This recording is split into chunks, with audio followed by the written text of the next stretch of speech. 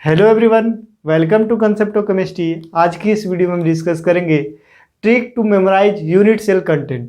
Unit cell content को कैसे memorise करें, क्योंकि जब भी डेंसिटी का क्वेश्चन रहता है तो डेंसिटी का फॉर्मूला क्या होता है, density equal to Z into M by a cube into N A. Trick to memorise unit cell content. तो यूनिट सेल कंटेंट को मेमोराइज हम इजिली कैसे कर पाए, क्योंकि जब भी क्वेश्चन आता है तो हम कंफ्यूज हो जाते हैं। एफसीसी का यूनिट सेल कंटेंट कितना है, 4 है, या बीसीसी का यूनिट सेल कितना है, एससीसी का यूनिट सेल कंटेंट कितना है। तो ये यूनिट सेल कंटेंट को मेमोराइज कैसे हम करें, तो मेमोराइज करने का एक ट्रिक इस वीडियो में बताएंगे। उस ट्रिक से हम ईजिली मेमोराइज कर सकते हैं यूनिट सेल कंटेंट को। तो यूनिट सेल कंटेंट, ये हमेशा जो यूनिट सेल कंटेंट या तो डायरेक्टली आपको यूनिट सेल कंटेंट पूछ सकता है, ये एफसीसी का यूनिट सेल कंटेंट कितना होता है, बीसीसी का यूनिट सेल कंटेंट कितना होता है, या एससीसी का यूनिट सेल कंटेंट कितना होता है। या हो सकता है जो डेंसिटी, अगर या तो सीबीएसई बोर्ड का एग्जाम हो, या फिर नीट का एग्जाम हो, या फिर जेईई मेन का एग्जाम हो, अगर डेंसिटी का अगर क्वेश्चन है तो उसमें जब डेंसिटी का फॉर्मूला हम लिखते हैं तो डेंसिटी का फॉर्मूला होता है D equal to Z into M into a cube by N A. तो यहाँ पे आपको सब चीज़ दिया रहेगा, डेंसिटी भी दिया, इसमें से 3, यहाँ पे 4 पैरामीटर है, यहाँ पे 5 पैरामीटर है, जिसमें आपको 3 पैरामीटर ही दिया रहेगा। 4th ये जेड कभी नहीं दिया रहेगा। जेड के लिए एफसीसी लिख दिया जाएगा, बीसीसी लिखा रहेगा जब बीसीसी यूनिट सेल है। तो यहाँ पे जेड का वैल्यू हम एक्यूरेटली कैसे हम पुट करके यहाँ पे देख लेते हैं। जेड क्या होता है, यूनिट सेल कंटेंट।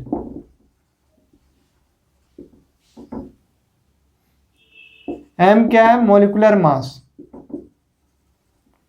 ए क्यू क्या है, वॉल्यूम ऑफ यूनिट सेल।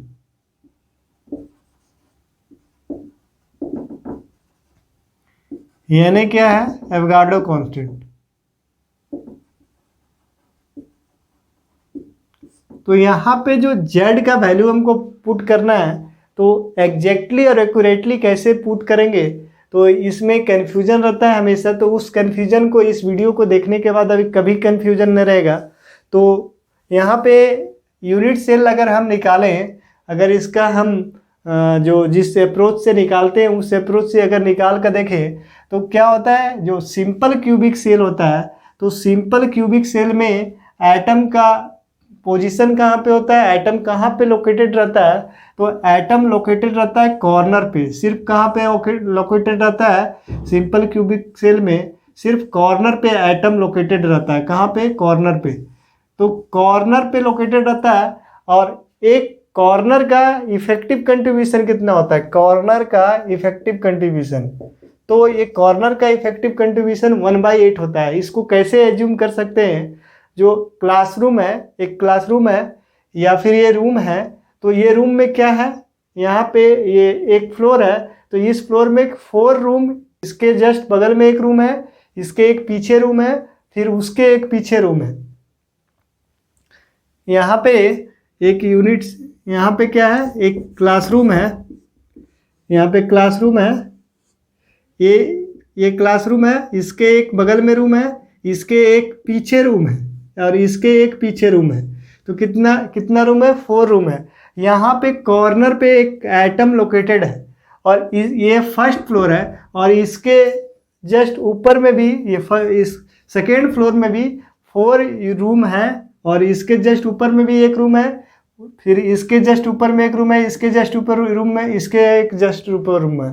तो टोटल 8 रूम है, और कॉर्नर पे एक एटम लोकेटेड है। तो ये 8 यूनिट सेल या 8 रूम से ये क्या है, ये स्फीयर जो शेयर्ड कितना है, कितना रूम से शेयर्ड है, 8 रूम से शेयर्ड है, या 8 यूनिट सेल से शेयर्ड है। तो 1 यूनिट सेल में इसका इफेक्टिव कंट्रीब्यूशन कितना है, एक यूनिट सेल में इसका कंट्रीब्यूशन कितना है, तो इसका कंट्रीब्यूशन है 1/8। तो कॉर्नर का इफेक्टिव कंट्रीब्यूशन क्या होता है, 1/8। इसी तरह फेस सेंटर में, अगर कोई एटम फेस सेंटर में लोकेटेड है, तो फेस सेंटर ऐसे समझ सकते हैं, ये एक फेस है, और यहाँ पे इसके सेंटर पे अगर कोई एटम लोकेटेड है और ये एक यूनिट सेल है, तो यहाँ पे या तो ये यूनिट सेल में इसका ये यूनिट सेल में ये शेड होगा या फिर इसके जस्ट पीछे वाला यूनिट सेल में शेड होगा। तो इसका इफेक्टिव कंट्रीब्यूशन कितना होगा, तो एक रूम में इसका इफेक्टिव कंट्रीब्यूशन हाफ होगा।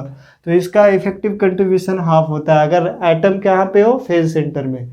अगर बॉडी सेंटर में हो, अगर बॉडी सेंटर में एटम लोकेटेड है तो उसका कंट्रीब्यूशन क्या होता है, 1 होता है। अगर कोई एक रूम है उसका उसका बॉडी सेंटर पे कोई एटम है तो उसका इफेक्टिव कंट्रीब्यूशन क्या होगा, 1 होगा। तो इससे हम क्या कैलकुलेट कर सकते हैं, यूनिट सेल कंटेंट कैलकुलेट कर सकते हैं। तो एचसीसी का यूनिट सेल कंटेंट कितना होता है, तो 8 कॉर्नर होता है और एक कॉर्नर का इफेक्टिव कंट्रीब्यूशन 1/8। तो इसका यूनिट सेल कंटेंट कितना आया, इसका यूनिट सेल कंटेंट आया 1। अब एफसीसी का देखते हैं। तो एफसीसी में जो एटम लोकेटेड होता है, कहाँ एटम लोकेटेड होता है, यहाँ पे जो एटम या आयंस यहाँ पे जो एटम लोकेटेड होता है, कहाँ पे होता है एटम लोकेटेड, कॉर्नर पे होता है, कॉर्नर पे।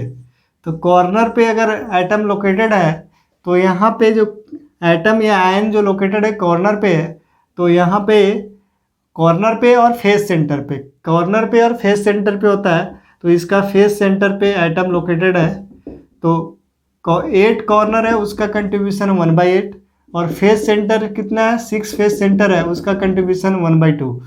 तो कितना हो गया यहाँ पे 3 + 1 4। तो एफसीसी के लिए क्या है, 4 है। अब बीसीसी के लिए क्या होता है, बीसीसी जो यूनिट सेल है, बीसीसी यूनिट सेल, यहाँ पे कॉर्नर पे आइटम होता है और एक बॉडी सेंटर पे आइटम होता है, कॉर्नर पे और बॉडी सेंटर पे। तो इसका कंट्रीब्यूशन क्या होता है, कॉर्नर का हो गया 1/8 8 × 1/8 + 1 × 1। तो इसका कितना आया 2। तो ये बीसीसी का यूनिट सेल कंटेंट कितना है, 2। बीसीसी का यूनिट सेल कंटेंट 2, एचसीसी का यूनिट सेल कंटेंट 1 और एफसीसी का यूनिट सेल कंटेंट कितना, 4। तो यहाँ पे हम लिख सकते हैं एफसीसी, बीसीसी और एचसीसी। यहाँ पे हम मेमोराइज कैसे करते हैं इसको, यहाँ पे इसका फर्स्ट लेटर को हमको ऑब्जर्व करना है। यहाँ पे जो एस लिखा हुआ है, एस को हम एज्यूम कर सकते हैं, यहाँ पे सिंपल क्यूबिक सेल है, इसको हम एज्यूम कर सकते हैं, एस को हम एज्यूम कर सकते हैं, इसको सिंगल बोल सकते हैं। तो इसका यूनिट सेल कंटेंट कितना हो गया, 1। यहाँ पे बीसीसी है तो बाई का मतलब क्या होता है, तो बीसीसी में बी मतलब क्या हो गया, बाई। बाई का मतलब इसका यूनिट सेल कंटेंट कितना, 2। उसी तरह एफसीसी में एफ का मतलब क्या, 4। तो इसका यूनिट सेल कंटेंट कितना, 4। तो यूनिट सेल कंटेंट निकालने में कभी कंफ्यूजन नहीं होगा। जब भी अगर डेंसिटी का क्वेश्चन है या फिर आपको यूनिट सेल कंटेंट पूछा जा रहा हो तो आप कभी भी गलत नहीं कीजिएगा। तो